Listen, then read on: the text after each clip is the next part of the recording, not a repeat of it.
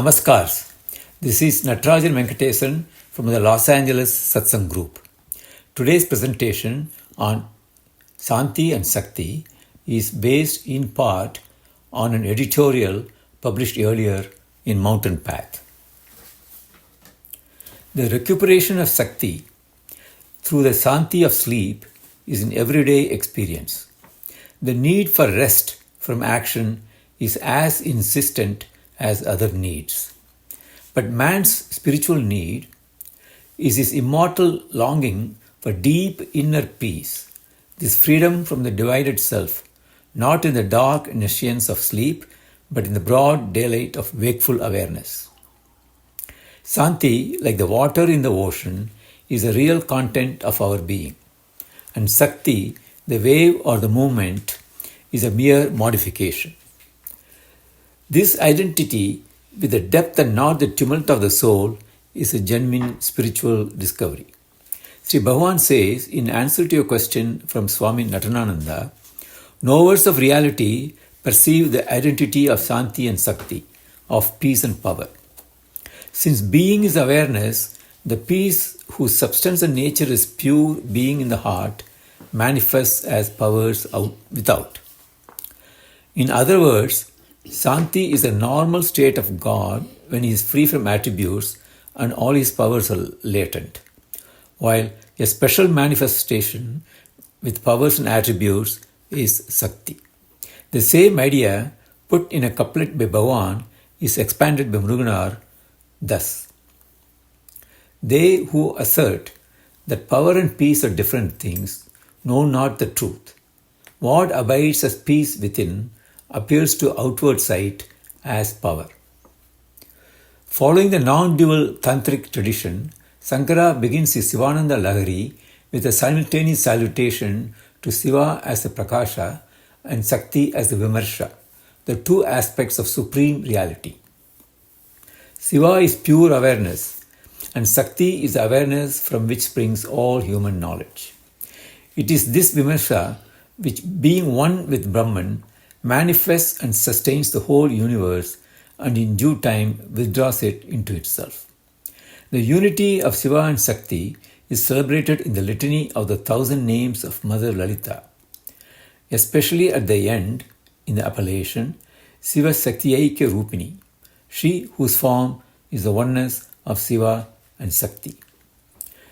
In the first of the 9 gems in Navamani Malai, Sri Bhagavan plays with the mythology, which interweaves the mystery of movement and the mystery of pure awareness. Achalane ayinum achavaidanil achalayam ammai ediradum achala uruvilachatti odungida oongum Arunachalam Endrari. He is the ever unmoving one. Yet in the temple hall of Thillai, his dance of bliss he dances, before the mother motionless there. Now that power withdrawn within, his form here motionless, solemn, still, as Aruna hill he soars. In the holy town of Chidambaram in South India, Shiva, the king of kings, dances the cosmic dance which the mother watches as a mere witness. On the other hand, in Arunachala, Sakti is withdrawn into Santi. The flame of pure awareness stands frozen as a motionless mountain, solemn, still, and soaring into the sky. But the mountain shines once a year as light illuminating light, the blazing beacon on its summit, challenging the Kartik full moon's brightness. The beautiful blend of Sakti and Santi, the interplay of relative and pure awareness, is embodied in all the great masters of wisdom. Every representation of Buddha reveals this combination of serenity and strength, of inner clarity and inner power, a quality with whose sole help, in Muruganar's words, Bhagavan overcome the world. And Kavyakanta Ganapati sings of his profound Santi and supreme Sakti. The Santi reigning in his eyes in stillness, and the Sakti streaming steady in his gaze. Chapter 12 of Ramana Gita explains at length the interrelation of Sakti and Santi. It is only because of the movement of Sakti that the worlds come into being, but the reality on which the movement is based never moves. The seeming difference between Santi and Sakti arises from dualistic vision. If the vision is withdrawn into the source, the two become one. Without Sakti, being, that is Swarupa, is not apprehended. Sakti has two names, Vyapara, activity, and Asraya, ground. Because being is itself everything, it depends on nothing else. He who understands Sakti as both activity and ground, he alone knows. That sole supreme reality is called by some as Sakti, by others as being Swarupa, by others as Brahman, and by still others as person or Purusha.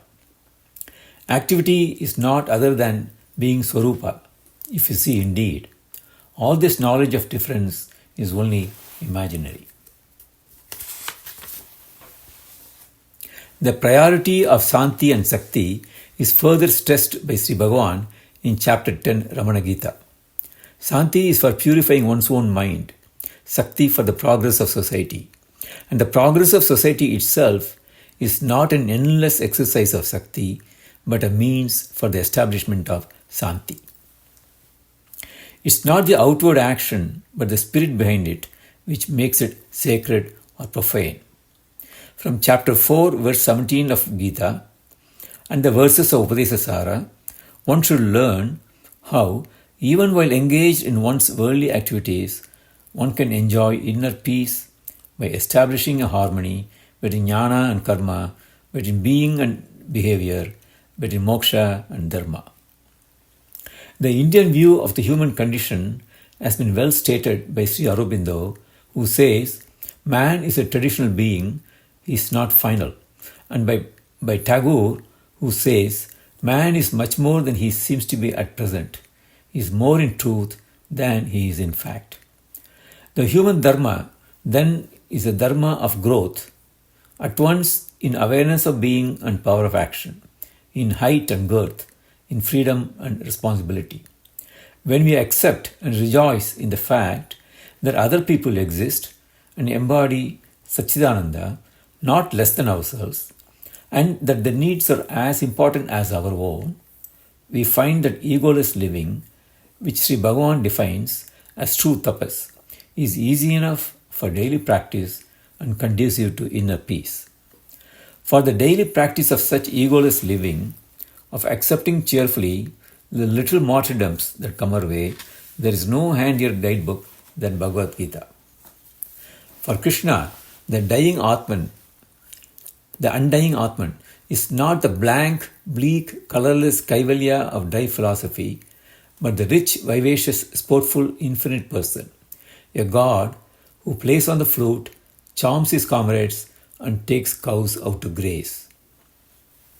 Serious mumukshutva can well go hand in hand with bold heroic action. The call to such action addressed to Sri Rama by the sage Vasishtha is meant really for us. The Krishna who says, "Remember me and fight," is no other than the Self, which provides both the power of Dharma and the peace of Moksha. Om Namo Ramana. Aramjitam Ramo Aramjitam Ramo Aramjitam Ramo Aramjitam Ramo Ayyan Kutaramjitam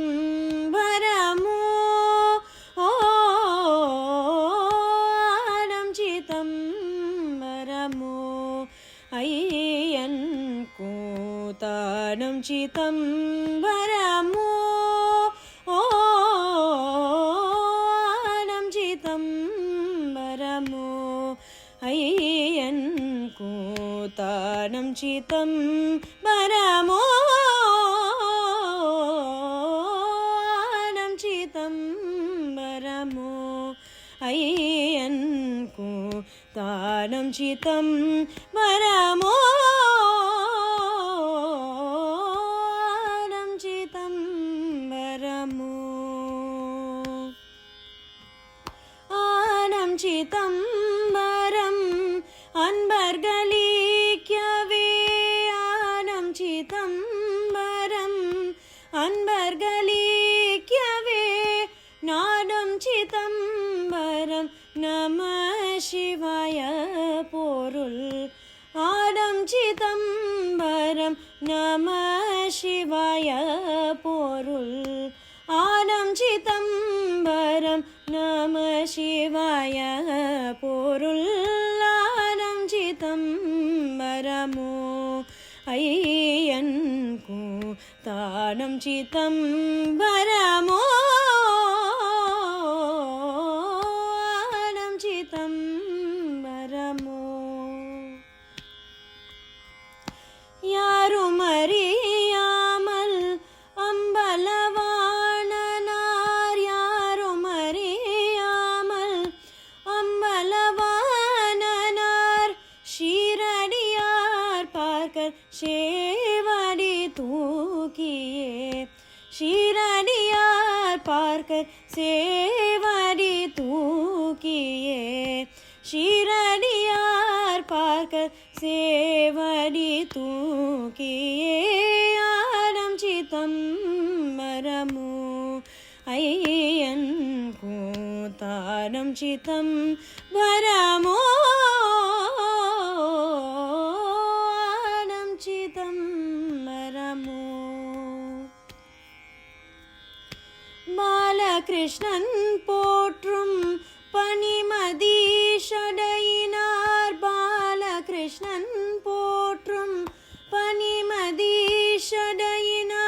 Balakrishnan போற்றும் பனிமதீஷடையினார் தாளமதளம் போடு தாத்தே தத்தே என்று தாளமதளம் போடு தாத்தே தத்தே என்று தாளமதளம் போடு தாத்தே தத்தே என்று Adam சிதம்பரமோ ஐயன்கு தானம் சிதம்பரமோ ஆடம் சிதம்பரமோ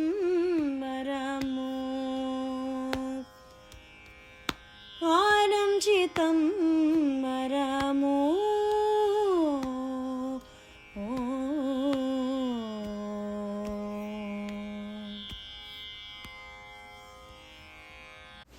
Namo Ramanaya. I'll be reading from the book Cherished Memories by T.R. Kanakamal. It is under the heading, Do Not Touch Those Seeds. Kanakamal writes, From a very young age, my uncle's son Radha showed interest in spiritual matters. In his childhood, Radha used to accompany his father to Ramanashramam almost every day. He developed a great love for Bhagavan, and Bhagavan was especially gracious to the little boy. During the Skandashramam period, Radha would rush up the hill every evening after school. He brought a flask of coffee with him and would invariably reach the Skandashramam by 5 o'clock. He would return home only after dark. He used to converse freely with Bhagavan and would insist upon staying close to Bhagavan all the time. After he finished school, Radha went to Madras and joined the Christian college. During those years, he kept up a regular correspondence with Bhagavan. All his holidays were spent at Ramanashramam with Bhagavan. Just before leaving Madras, Radha would write to Bhagavan and tell him that he would be arriving at the ashram soon and express his desire to go around the hill with him. Once, when Appu Shastri, a devotee, asked Bhagavan whether they could go for Giri Pradakshinam, Bhagavan replied, Radha has written to say that he will be arriving here tomorrow. He will certainly insist upon going around the hill with me. Let us wait for him and do the Giri Pradakshinam tomorrow. On those long walks around the Arunachala hill, Bhagavan would support himself with an arm around Radha's shoulders. Once, just before setting out on Giri Pradakshina, the devotees thought up a plan of taking up one subject each for discussion in turn. According to the rules of the game, each person had to give a short speech on some topic of their choice. Everybody made an effort, but Radha kept quiet. Kunjaswami noticed this and said, "Come on, Radha, it's your turn now. What are you going to talk about?" In reply, Radha said, "Do Jivan Muktas, liberated souls have to speak? Do they ever make speeches?" On hearing this, Bhagavan smiled and said, "Oh, so don't Jivan Muktas speak then?" All the others were amazed by Radha's rather unusual response, but Bhagavan seemed to be very pleased. Something very interesting happened on another occasion. Radha had come to the ashram. Bhagavan was just leaving for Palakottu. As Bhagavan always walked barefoot, and as the stones on the path were often burning hot, the devotees had decided to plant some shade-giving trees along the path. They had dug a row of pits along the path and had some seeds ready for planting. They wanted Bhagavan to plant the seeds with his hands, and so they were waiting for him to come there. They had the seeds on a tray. When Bhagavan came to the spot, he saw the pits and the group of devotees gathered there. He asked, "What's going on?" The devotees explained their plans and requested Bhagavan to plant the seeds with his own hands. Just as Bhagavan reached out to pick up a seed from the tray, there was a loud shout from Radha. Everybody was startled to see Radha running towards them and shouting, "Bhagavan, Bhagavan, please don't touch those seeds." Bhagavan exclaimed, "What is this? All of you told me to sow those seeds. Now Radha is telling me not to touch them. What am I to do?" Everyone turned to Radha, waiting for an explanation for his behavior. By this time, Radha was in tears.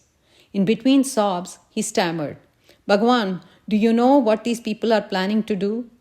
They want to grow shade-giving trees along the path. But if you touch those seeds, the whole purpose of the exercise would be defeated. One look from your eyes is enough to set a man free from cycle of birth and death. When this is so, what will happen to these seeds if your hands touch them? Will they not attain liberation immediately? How then can they grow into trees?" Everyone was stunned by Radha's explanation for his strange behavior. Bhagavan gave him a keen look, but did not say anything. Actually, Radha's fears were well founded. Just a few months prior to this incident, Radha, Kunjaswami, and Bhagavan had planted some onion seeds in the kitchen garden. As they were planting the seeds, they were jokingly remarking among themselves that they would watch out as to whose seeds would grow into the sturdiest plants. A few days later, Kunjaswami's and Radha's seeds had become healthy little plants, but none of the seeds planted by Bhagavan had germinated. Radha told the devotees about this incident and explained the reason for his apparently strange behavior. The devotees were thrilled and moved when they heard the story from Radha. Bhagavan too appeared to be pleased by Radha's perceptive observations. All through his life, he lived like an ascetic and attending to his duties without any attachment or emotional involvement. Radha lived according to Bhagavan's precepts, constantly practicing self-inquiry and meditating upon Bhagavan's teachings.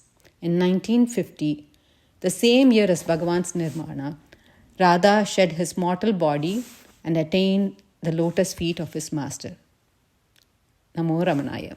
Om Namah Shivaya Chandrabaulishwara Om Namah Shivaya Chandrakadadhara Om Namah Shivaya चन्द्रचूडधर ॐ नमः शिवाय गौरीशङ्कर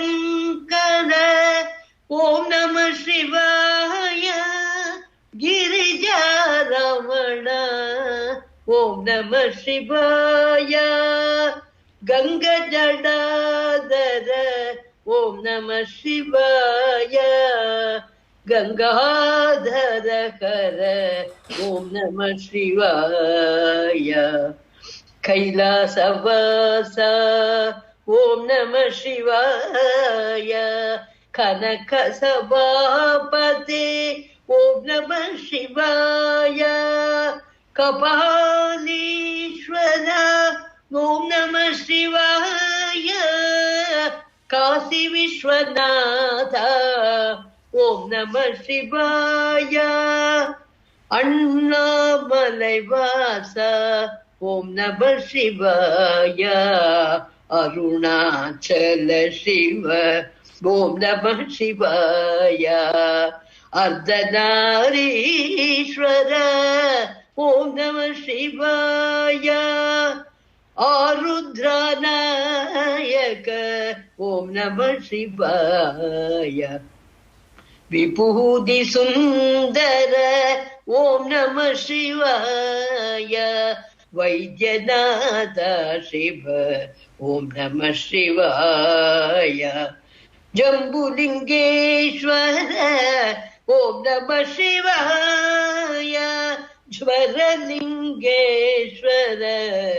ॐ नमः शिवाय शिवकामि प्रिय ॐ नमः शिवाय सुंदरेश्वर ॐ नमः शिवाय सोमनाथ शिव ॐ नमः शिवाय शोकनाथ शिव ॐ नमः शिवाय त्र्यंबकेश्वर ॐ नमः शिवाय त्रिशूलधारी ॐ नमः शिवाय त्रिनेत्रधारी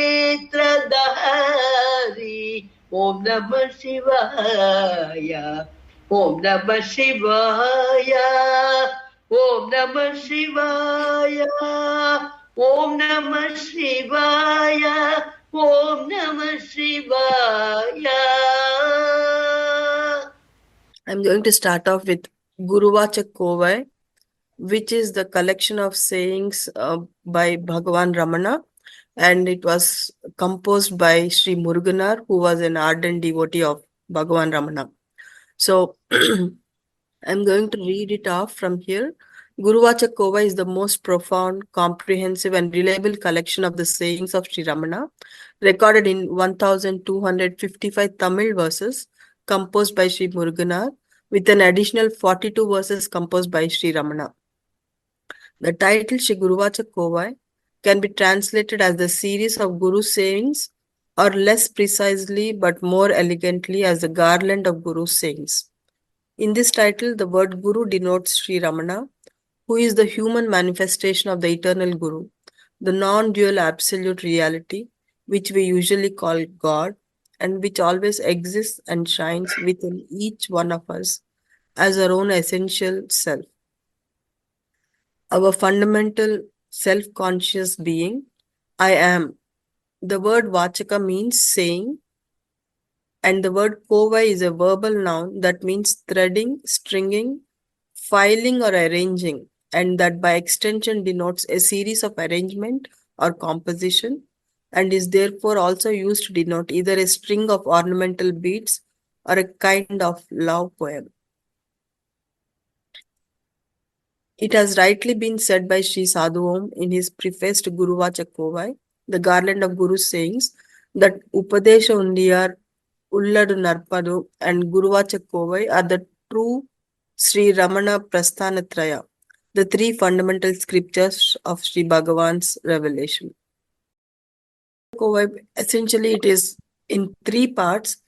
Part 1 is an analysis of the truth, part 2 is the practice of the truth, and part 3 is the experience of the truth. So we'll start with part 1. which starts with verse 14, an analysis of the truth. In response to the great and befitting penance, tapas performed by the ocean-girdled Mother Earth, the nameless and formless Supreme Brahman itself took the glorious name and form of Sri Ramana Sadguru. May those spotlessly pure feet, Sat Chit, existence consciousness, be in our hearts. The tapas performed by Mother Earth is a poetic way of referring to the intense longing for truth of many matured aspirants on earth. This longing naturally brings forth the Supreme in the form of a Sadguru, such as Sri Ramana. Verse 15.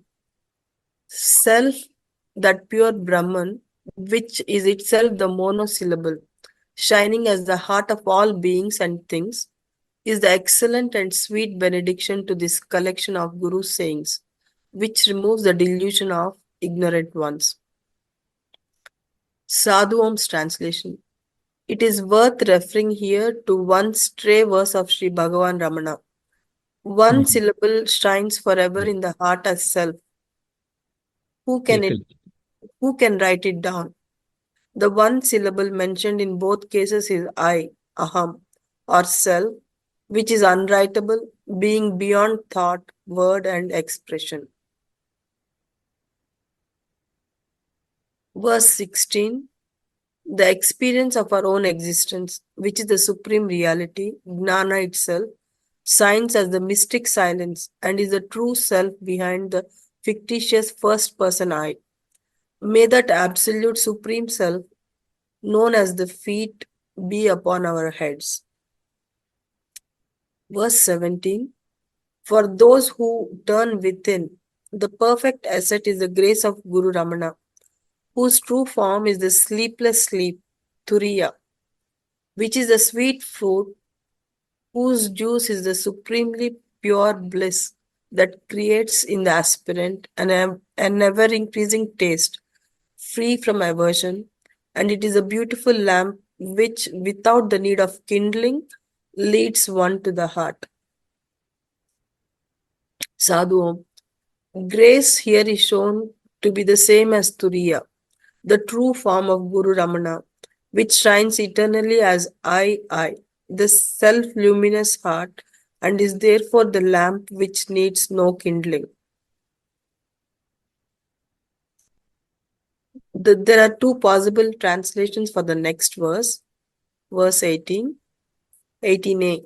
My master Sri Ramana has taken possession of me, destroying the miseries caused by my inattention to the self. His beauty of his oneness with Gnana and his true form lies beyond both attachment and detachment. His feet is the perfect example of all precepts of the truth. 18b. My master Sri Ramana has taken possession of me, destroying the miseries caused by my inattention to self. Though he has the beauty of Gnana and renunciation, his true form lies beyond both attachment and detachment, and his feet is the perfect example of all precepts of the truth.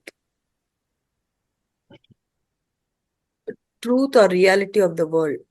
Verse 19. As cause alone is seen as its effect, and since consciousness Brahman, which is the cause, is as clearly true as an amalaka fruit on one's palm. Amalaka is the gooseberry fruit. This vast universe, its effect, which is described in scriptures as mere names and forms, may also be true.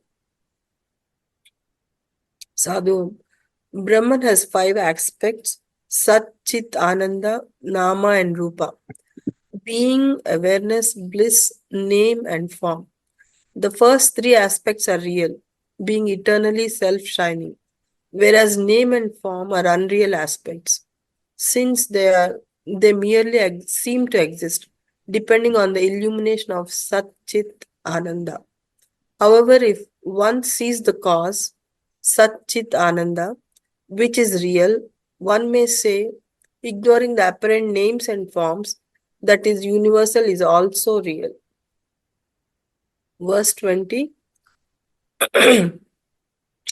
When viewed from the standpoint of the eternally self-existent cause, even the 3, 7, or 21 worlds will appear to be real. But when one sees only the names and forms of the world as real, then even Brahman, their cause, will appear to be absolutely non-existent or void, shunya. The 3, 7, and 21 worlds occur in different traditional cosmological classifications.